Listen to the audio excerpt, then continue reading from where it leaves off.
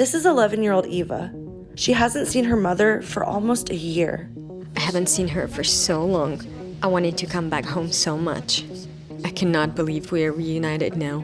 I think I will once we get home. The girl was lucky to be among 307 kids Ukraine rescued from Russian captivity and returned back. Still, new reports on Russia's intricate scheme of kidnapping Ukrainian children are coming in and resemble a well-scripted TV series rather than a sinister reality.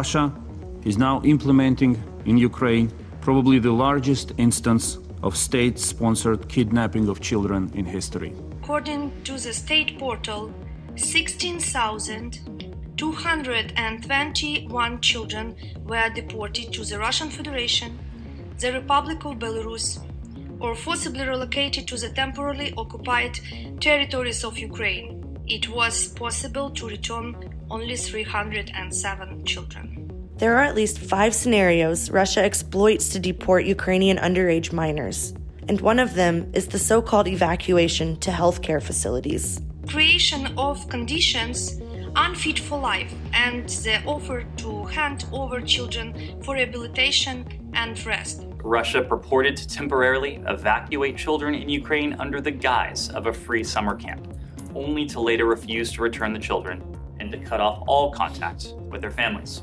According to Yale Humanitarian Research Lab, at least 6,000 Ukrainian children were forcibly transferred to so-called recreation camps across Russia since the start of the full-scale war. The number is significantly higher than 6,000, but 6,000 is the number we can corroborate and verify with 100% confidence. It is the largest transfer of children since the Holocaust. Spread across 43 facilities, some are in Moscow-annexed Crimea, Siberia, and along Russia's far eastern Pacific coast. Putin seeks to rob Ukraine of its future by taking its children. Russia's system of forced relocation, re-education, and adoption of Ukraine's children is a key element of the Kremlin's systematic efforts to deny and suppress Ukraine's identity, its history, and its culture. One of the camps is located in Magadan, roughly 3 times closer to North America than it is to the border of Ukraine. These facilities appear to serve a range of purposes, but the primary one is re-education. Children are not allowed to speak Ukrainian. They are getting lessons on Russia's version of history and are forced to learn Russian patriotic songs.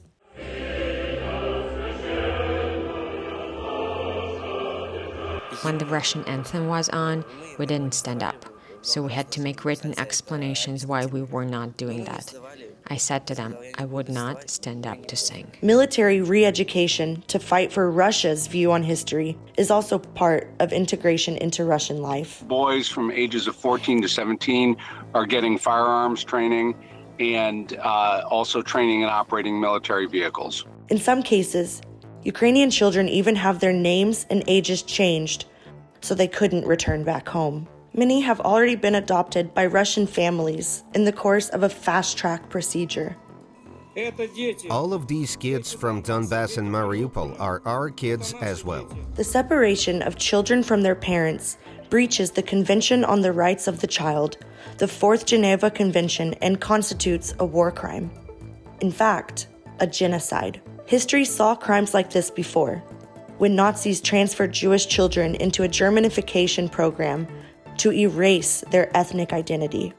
One of the first trials in Nuremberg was focused exactly on this crime. So, Russian kidnapping and illegal adoption of Ukrainian children constitutes a precedent for legal persecution in the court.